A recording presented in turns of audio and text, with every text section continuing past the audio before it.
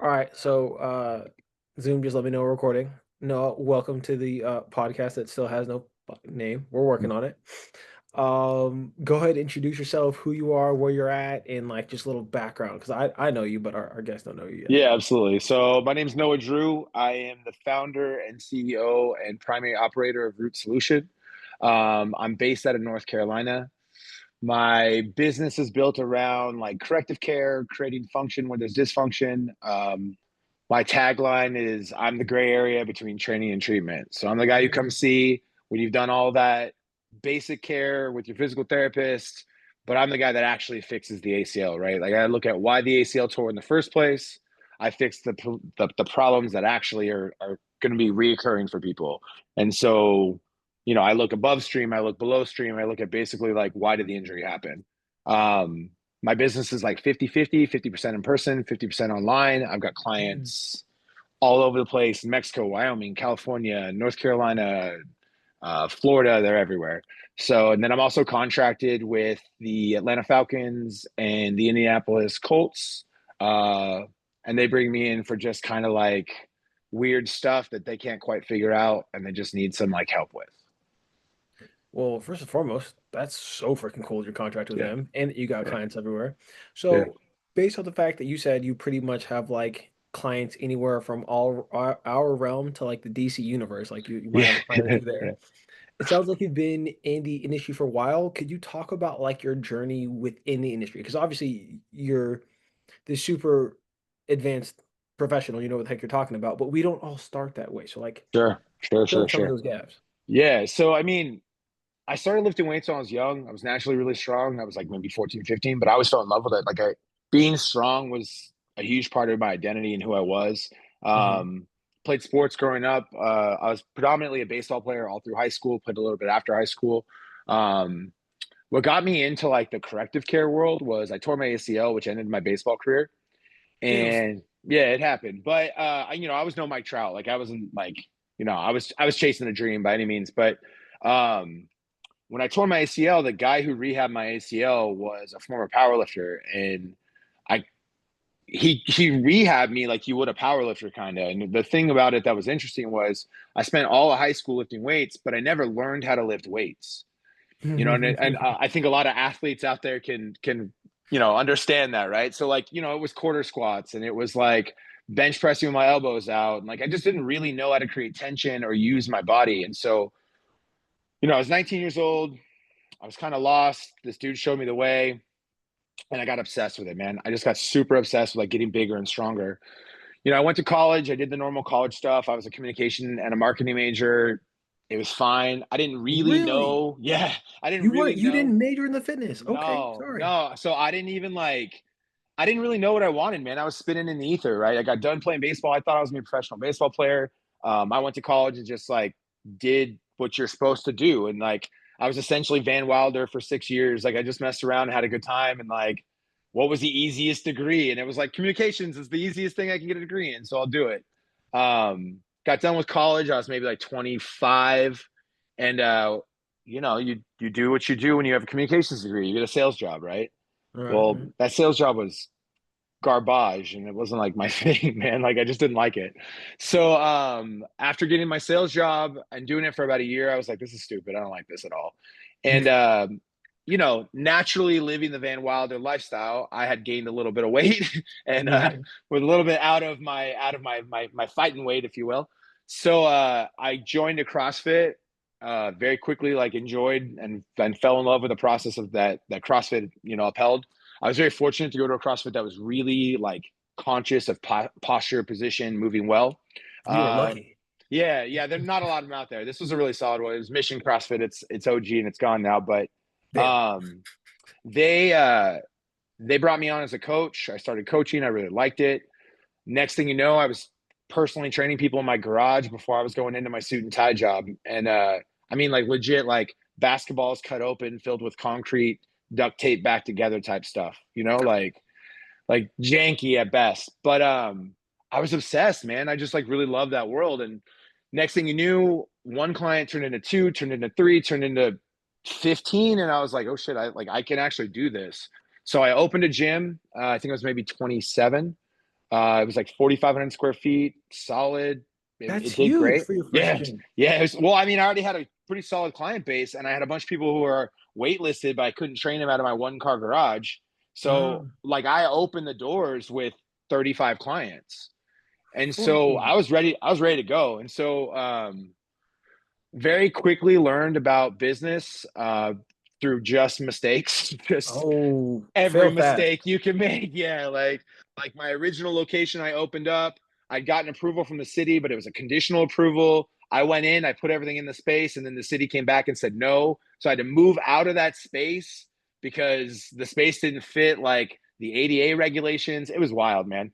But you learn, right? And so I spent 4 years running my gym. The gym was profitable. It was awesome. But I had my daughters. I had twin daughters. Twin daughters, Yeah, congratulations. twins, man. So it was cool. But I freaked out. I was like, shit, I got to make a lot more money. I need health insurance. Like, I need some steady hours. I need all those things.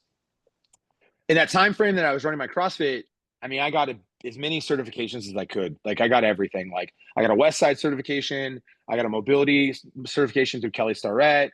Um, Mm. I got John Wellborn was a big part of my like growth and with which was CrossFit football, which is now Power Athlete. John Wellborn was a 12-year NFL offensive lineman who like Oh, wow. really understands posture position. So I spent a lot of time with John. And man, I just kept like pursuing knowledge to the most I could. While I was running my gym, I was also pursuing a professional career in powerlifting and strongman. Um, I was fortunate to hit an elite total for powerlifting, which is pretty cool. So I had a 2,000 pound total. I tried, yeah, no big deal.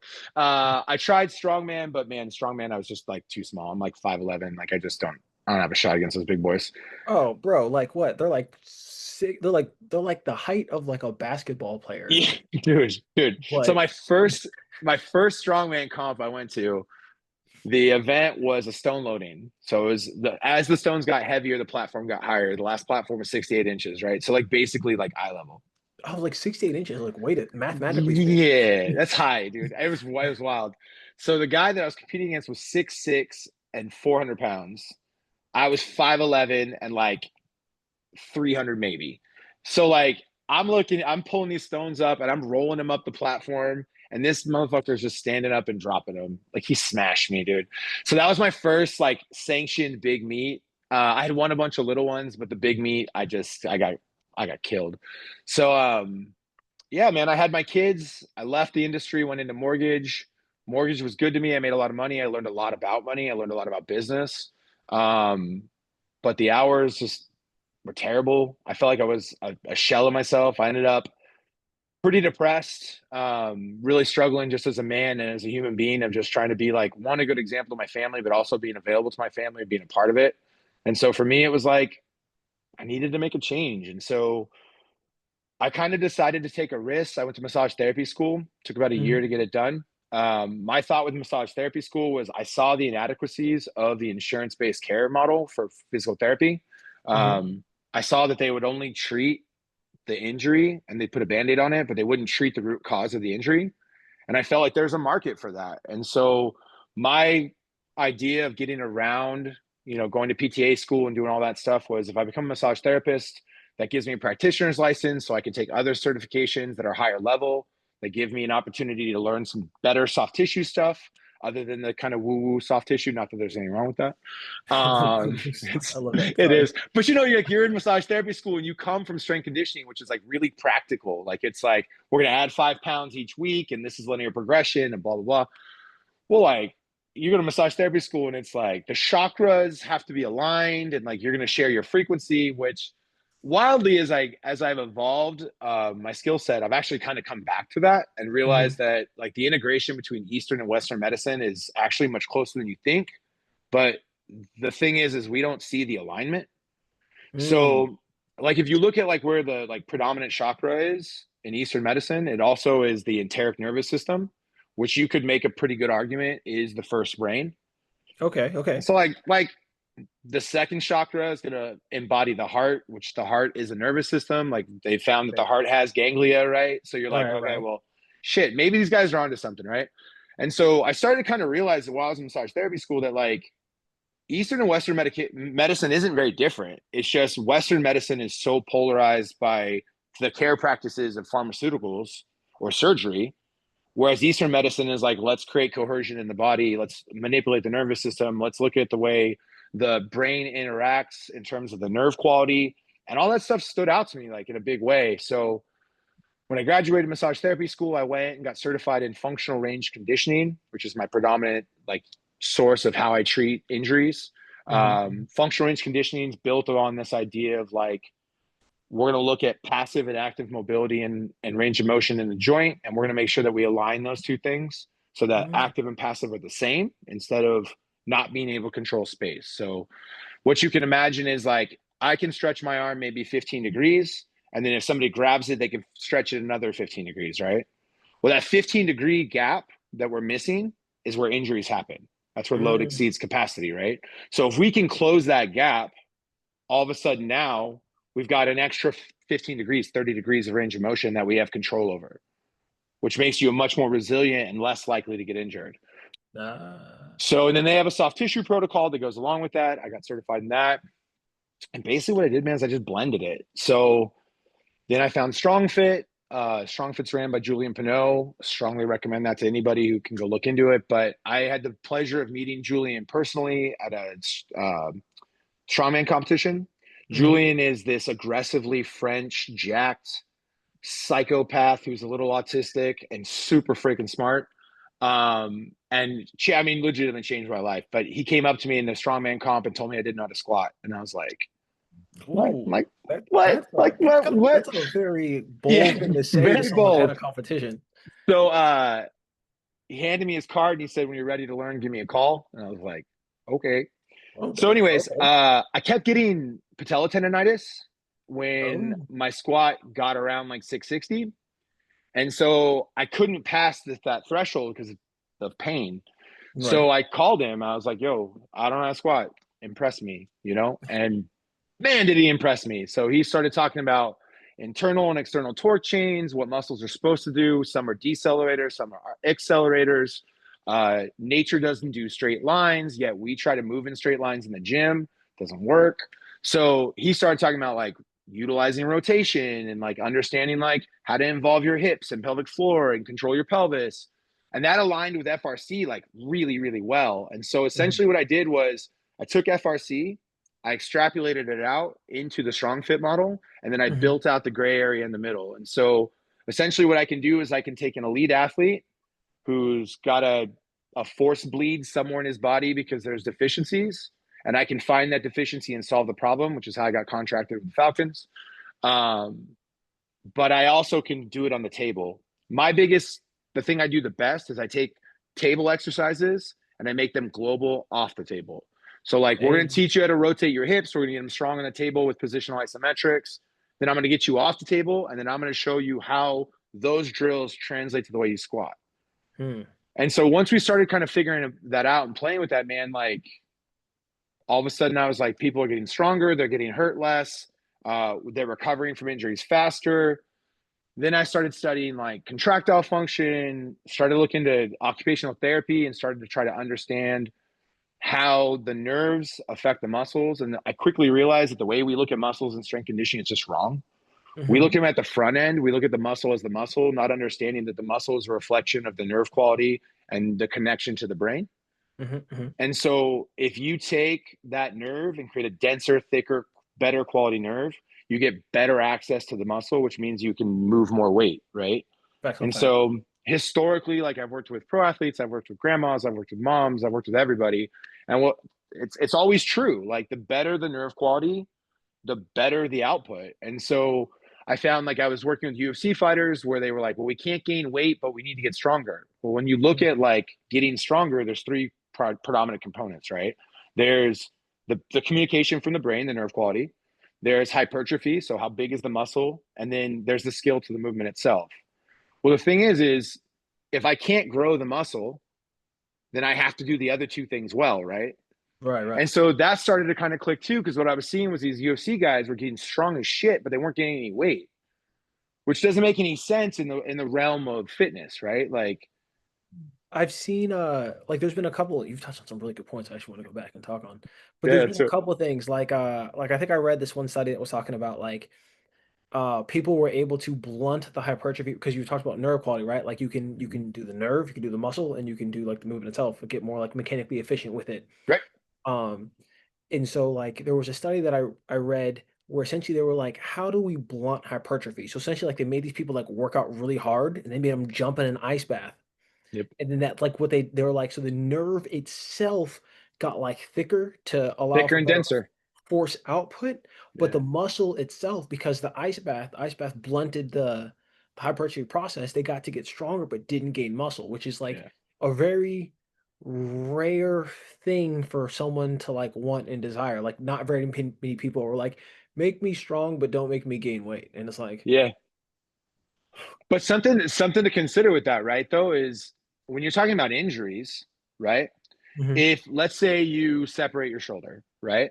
oof, What your body's going to do to that area is it's going to shut down not just the shoulder, but everything around it because it wants to heal, right? So right, what right. it's doing is it's trying to blunt your capacity to continue to move it because it wants to minimize damage. So in terms of rehab, rehab isn't about getting bigger and stronger. Rehab is about creating quality contraction and offset that blunting and stoppage of connection. So Mm, the struggle that we run into from a rehab perspective is what people don't understand about the muscle is that the muscle is being inhibited by the nerve quality and by the brain. And so mm, we're treating the muscle thinking that we're treating the muscle. We're not treating the muscle.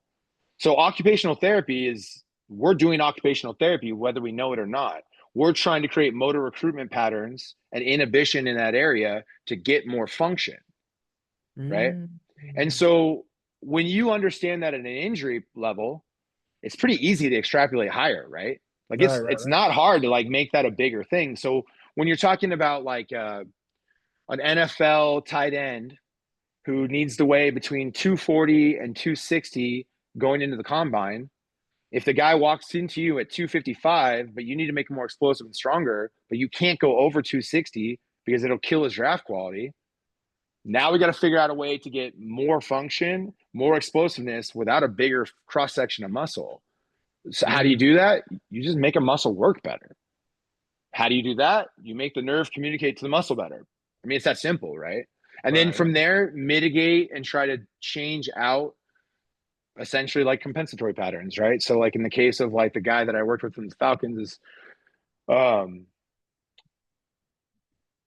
he essentially had Achilles tendonitis for 4 years and nobody could figure out why he had Achilles tendonitis. So he came to me from actually his sports agency reached out to me, Rep One.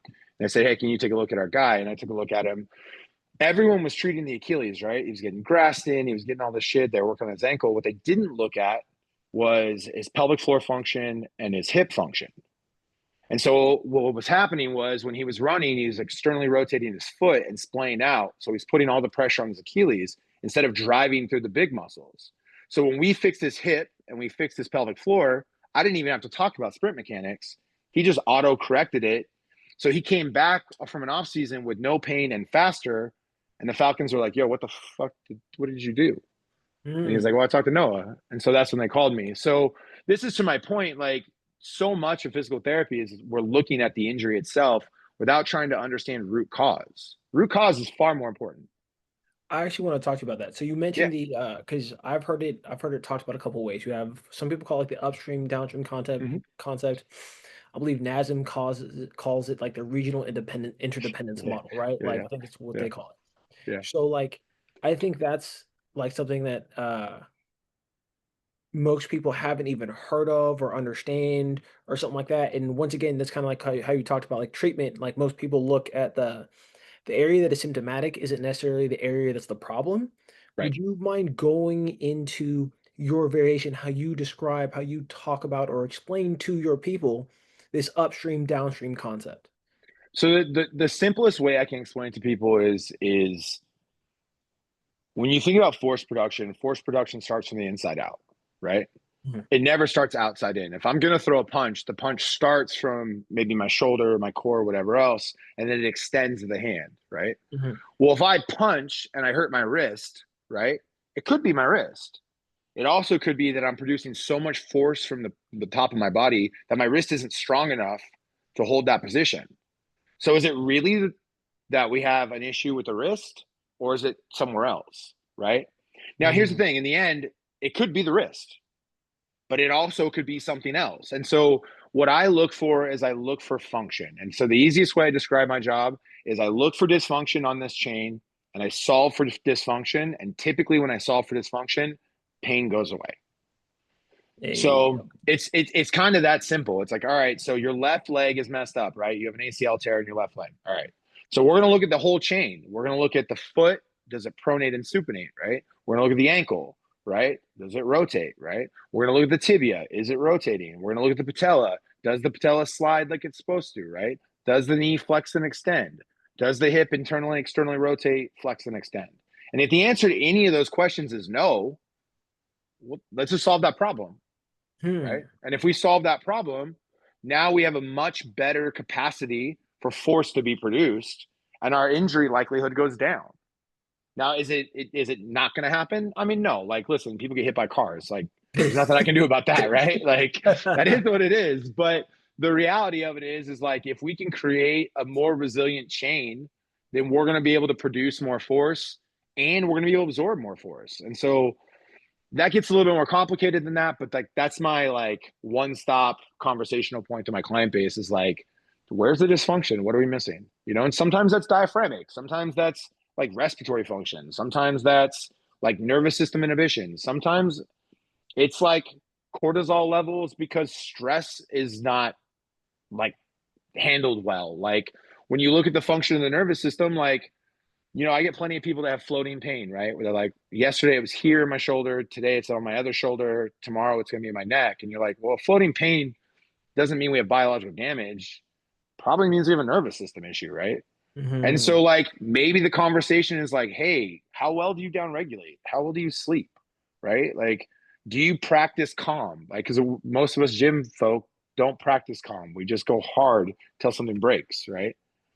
So, like, It's calm. That's sounds that's crazy, simple. right? Nobody does that. So, and that's a lot of my conversation with people is like we look at dysfunction top to bottom, man. Like we look at, like I mean, honestly, lately I've been looking at like attachment styles and like looking at how like attachment styles affect the way people process trauma. Like if you read the polyvagal theory and you start to understand like trauma processing, like that stuff affects tissue, man. Like so it's kind of one of those things that like the more I dig into the human body and the more I understand about it, the more I'm like, this is a lot more complicated than physical therapy school said or that physical therapists even recognize. Like because they're not going to have those conversations and they can't. Not that they don't know it, they just can't. Insurance won't let them. And here's the thing: I don't have any restrictions. I can do what I want.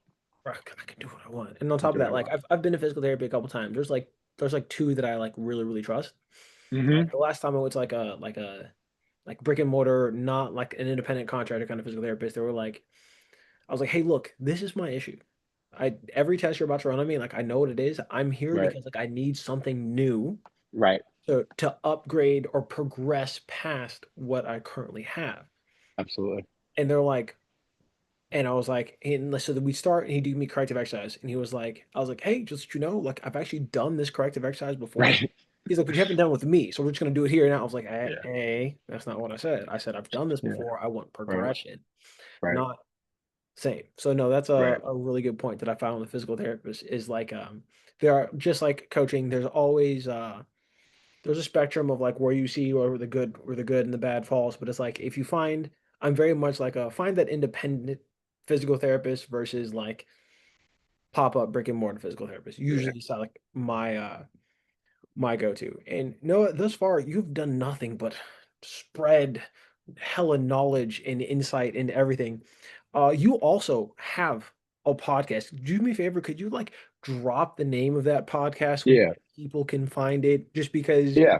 I don't want this to be the only time people get access to this quality of information. Sure. Please do Sure. this. Sure. So my podcast is called Chasing Function. It was about 3 years worth of work. I think there's a little over 100 episodes. Deep. The podcast topics go they're all over the place. We talk about nervous system, we talk about tissue quality, we talk about heart function, we talk about respiratory function, we talk about things we hate about the industry, things we love about the industry. We talk about my personal life. Like, I mean, this thing's all over the place. But ultimately, all of it is built around just trying to help people better understand their body and Mhm. have more access around quality information. Like we shout out Strong Fit a lot. We shout out, you know, Power Athlete. Like, I'm a believer of, like, you know, rising tide rises all ships, right? So I think there's plenty of space here for all of us to, like, be really successful. And so I try my best to, like, I didn't come up with any of this stuff. Like, I didn't, none of this is mine. Like, I'm not brilliant. Like, I just, like, I got a decent bullshit meter and I'm curious. You know what I mean? So, like, I try to help people understand that, like, where I am in terms of, like, my education basis with this, anyone can be here.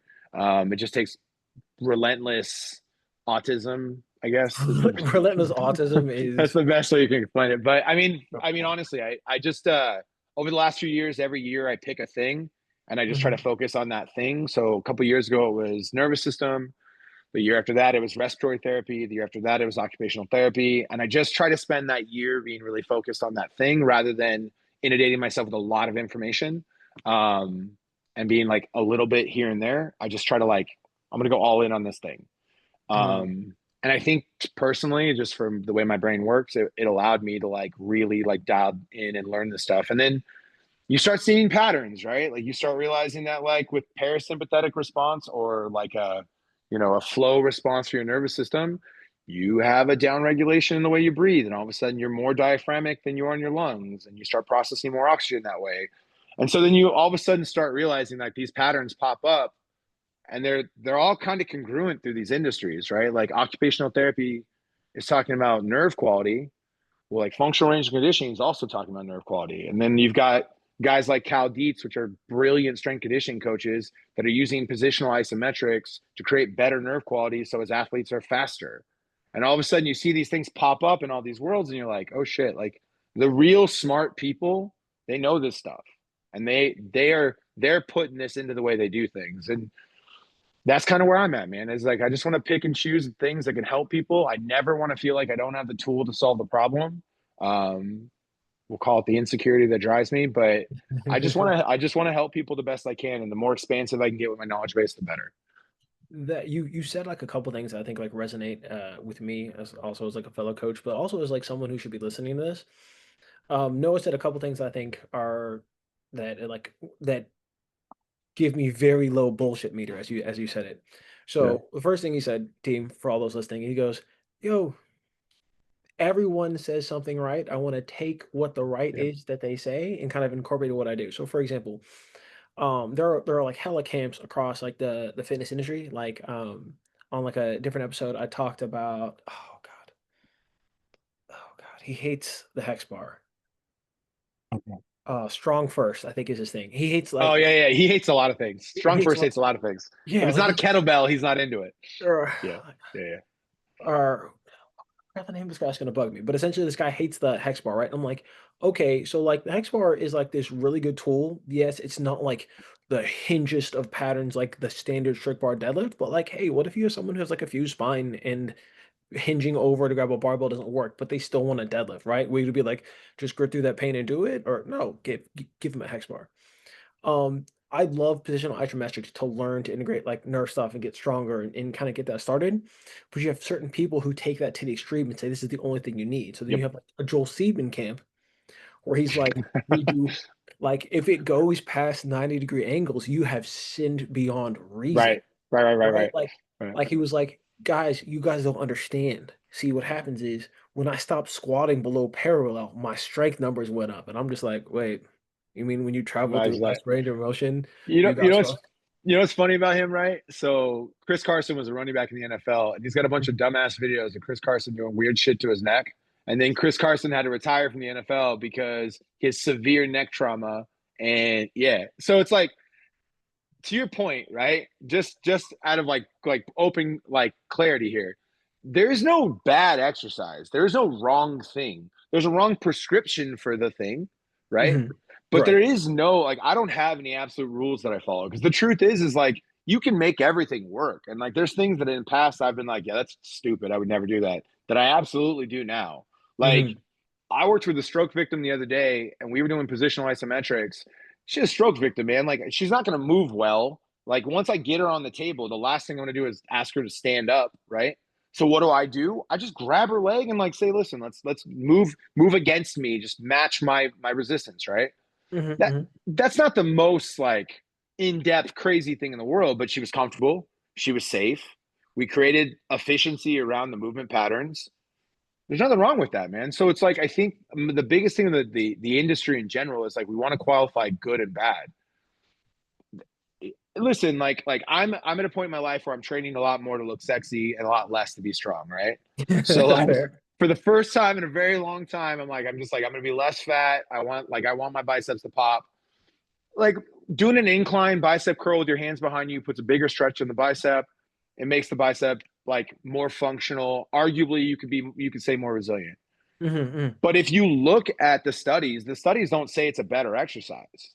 In fact, the studies tell you that partial range of motion exercises have a similar output to full range of motion exercises in terms of hypertrophy. Length and partials, right? That's what we're talking about. Right, The length. Yeah, yeah. 100%. So what you come to find out is like, oh shit. Well, so like it really doesn't matter how I curl, right? In terms of hypertrophy. Now, granted, Mhm. for like in terms of like function, getting external rotation in my shoulders, shit like that, that's different, right? Different. Yeah, different. Yeah. Different. For just talking about hypertrophy. There's also studies that have come out that said that doing 4 sets of 10 versus 4 sets of 20 have very similar outputs in terms of hypertrophy. Hmm. So like I hear a lot of people that are like, yeah, 4 sets of 20 is stupid. Okay, well, like here's the thing. I'm a old power lifter. I'm 42. I'm banged up.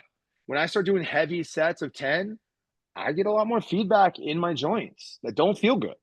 So Hmm. doing 4 sets of 20 with a lighter weight, I get less feedback. I'm able to train the muscle more often in the week, thus increasing the volume, giving me better hypertrophy and making me look better. So like is Is 4 sets of 20 bad? No, it's not bad. There's nothing wrong with 4 sets of 20. And I think that's the problem with the industry is everyone's selling something. And if I'm going to sell you something, I got to stand on this platform and this has got to be my thing, right? Strong First Mhm. is a great example. There's another one guy, functional patterns. He's a good one. Oh, is that the guy who does like the someone Oh, call it one oh, rep of pulling the blanket back from like your girlfriend or something like that? Leave someone 100%. down. Like it's all that weird shit. Listen, I don't think there's anything wrong with it. Like it's fine. Like I don't know if it's my favorite thing in the world, but that guy, if you follow that guy on Instagram, everybody's an idiot. Everybody, right? I And s- nobody knows anything. That's crazy, man. he was like, I think I saw one of those things where he's like, "What's the point of snatching barbell snatching this much?" And someone replied to the video, "She's a gold medalist at the Olympics." I think that's the Right, point. If we were right. if we were going to say there is a benefit to this, a gold medal at the Olympics is a very good benefit.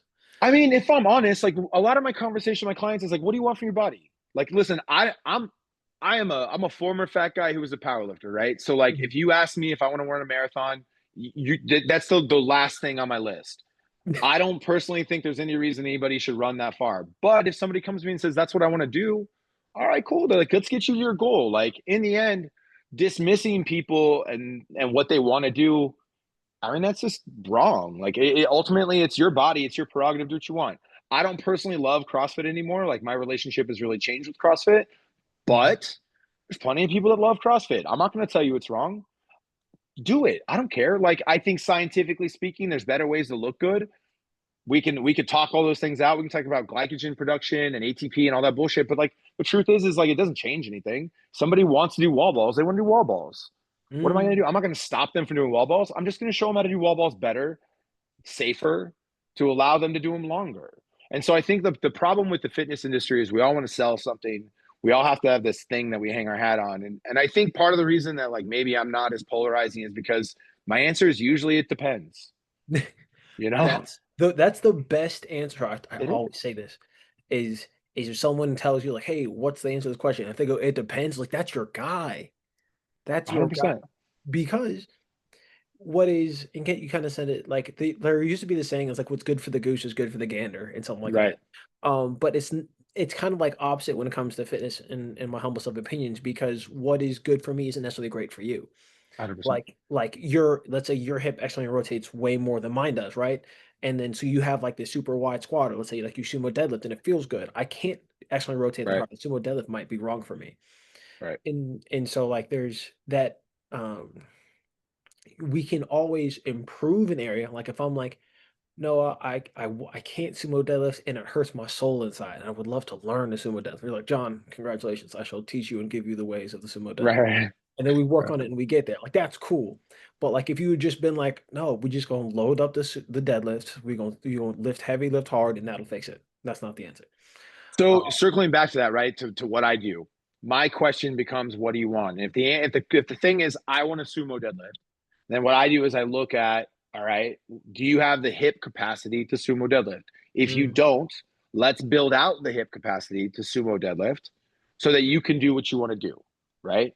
Now, mhm. sometimes that's like, hey, it hurts to run, and I still want to run. Sometimes it's like, I just want to do this thing. You know what I mean? It's not always pain, right? Sometimes it's performance based. When all said Mhm. and done, though, I just meet people where they're at, man. Like, what do you need from me? Meet people where you're at. Man, that is we talked about the nervous system. That is like what I call a love language. Like you know Absolutely. someone cares about you if they're being like, hey, look, I'll meet you where you're at. Like the fact someone willing to try to do that, a coach who's willing to do that. Oh, you green flag, green flag, green flag. If Right. I didn't have a Right. coach right now, you'd be it. Oh, damn. Yeah. I appreciate that. Yeah. I appreciate that. Damn. All right. Speaking of coaches, so like obviously you've worked with a lot of people. You've worked with like stroke victim, all the way to professional athlete. Do you have an ideal clientele? And if so, where or how best can we direct them to you? So my client base is interesting, man. I think for me, I get a lot of gratitude out of like helping like a diverse group of people. So, somebody asked me that the other day. They said, like, is working with a stroke victim boring for you? And I'm like, it's not about working with the person, right? Or not about trying to solve their problem. It's about working with the person. Like, I want to help somebody. So for me, I like a real diversity of client base. So like when you look at my day to day, maybe I might have 3 or 4 personal training clients. I might have 1 or 2 pain clients, and those pain clients might be exercise rehab only. And then maybe Mhm. I have 2 soft tissue. What I find personally is that when I do all soft tissue, I get burnout. When I do all pro athletes, I get burnout. When I do all grandmas, I get burnout. What I really find that I enjoy is having like a broad spectrum of client base. I tell Mhm. people a lot, I like to play chess, not checkers. So I really like to problem solve at a high level. So when people come to me and they're like, I've had migraines for the last 20 years and I get them every week on this day. And I'm like, sick. Let's solve that problem. That's my shit. So when you're talking about who my client base is, who needs help? Like who just needs somebody who can be a good voice, a good soundboard with a diverse skill set that just genuinely gives a shit about the outcome. Mm. That's the person I want. I want to be there for that person. That's who I am as a person. That's what this is about. My choice in this field was I wanted to show my daughters that one, you can be your own boss, two, you can live with passion, and three, you can live in service. Legit. So Okay, like that's all I care about in the end is I want my kids to look at what I do and be really proud of that. look at you being a badass role model. That's right. All right, man. I've got time for like maybe one more question. I guess that Get it. question that I'm gonna drop after reflecting for the past 5 seconds is what's something you've already imparted, like I said, once again, a wealth of knowledge, but what's something you would like to, a piece of knowledge, a tip, some information that you would like to pass on to a viewer, whether they be coach, whether they be someone searching for a coach. Well, like you can kind of speak to both ends of the spectrum as far as people who are coaches and as far as people who are looking for coaches.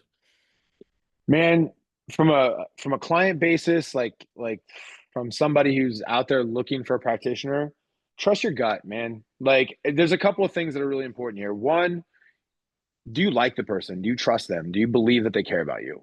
Right? Mhm. Two, is that information resonating with you?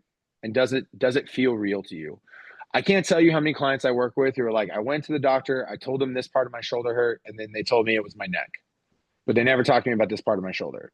So many practitioners just gaslight our clients, man. And I think one of my biggest issues is like, if you're not going to stop and listen and build a relationship with somebody, that's not somebody you want in your life. And I think, when you look at we'll get a little nerdy here just real quick, but the polyvagal theory tells us that we have task positive and task negative associations, right? Mhm. Task positive is flow. It's I feel good about this decision. I trust this person. I like being here, right? If you don't have a task positive association to your practitioner, you will not heal. Period. And it doesn't matter if they're good, it doesn't matter if they're bad, it doesn't matter if they're right, if they're wrong, none of it matters. The only thing that matters is that you trust that person because your nervous system will never relax enough for you to create change in service. The thing about massage therapy, going back to like my education, I used to talk so much shit on massage therapy, right? And here's the thing, the industry of massage therapy will tell you that they're changing tissue, right? Or adapting and changing tissue. That's bullshit. It's not true. It takes 2,000 pounds of force to contract a cadaver's hamstring. There's no way somebody's going to stick their finger in your hamstring and make it different. But you know what they do well? They create a Mhm. safe space that's calming, that's soothing. And most people that are really good massage therapists have this vibration and energy about them that makes you feel good. So what they're really doing is they're manually downregulating your nervous system, which gives you relief. That Important for down recovery, which kind of a what you talked hundred about. That's like, percent, 100%. So the reality of it is if you can look at that industry and see that that whole industry is built on comfort. I mean, you walk into a room and it's incest and it's Enya and it's dark and you got this like real cool granola chick who's about to like rub you down. Like all of that feels good, man. And I think to the point of that industry is like human touch, the vibration, the calmness. That's what chills you out, right? It's a big Mhm. tangent, but my point is it's all task positive. It's all positive perspective. And I think if you go into a meeting and you're not looking forward to talking to your practitioner, you are not going to heal. You're just not going to. So trust. Task positive and trust. Well, all right, dude. Ooh, ooh, ooh. Sorry. Now I have one more last question. Go for it. Um, I let my guests name their episodes. What would you like to name this episode? The gray area between The training and gray, treatment. Actually, you know what? Honestly, just the gray area. the That's a pretty good gray one. area. So, like, hold on. I'm just gonna write that down right now. The gray area. I need to.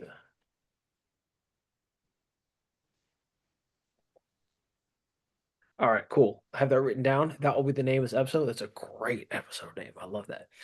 Well, all right, dude. Thank you so much for joining us today on this podcast episode once again. Oh, also great name for the episode. If you like are just hanging out working on a client and suddenly you have like inspiration to, oh, John should call his podcast this. If you want to go ahead Yeah. and hit me that with that name, I'd I'm very on much that the quadcast is good. I really think podcast quadcast is legit. Like I think that's like that embodies you and the podcast perfectly. I would go quadcast. vote for quadcast. All right, it's Yeah. really in there pretty hard. Yeah, I like it. Noah, thank you for the time. Thank you for the energy, and thank you for the insight today. I really appreciate it. We might have to get you, but we might. We will probably ask you to come back for another episode I'm at some point. down. Super down. Let's do it. All right.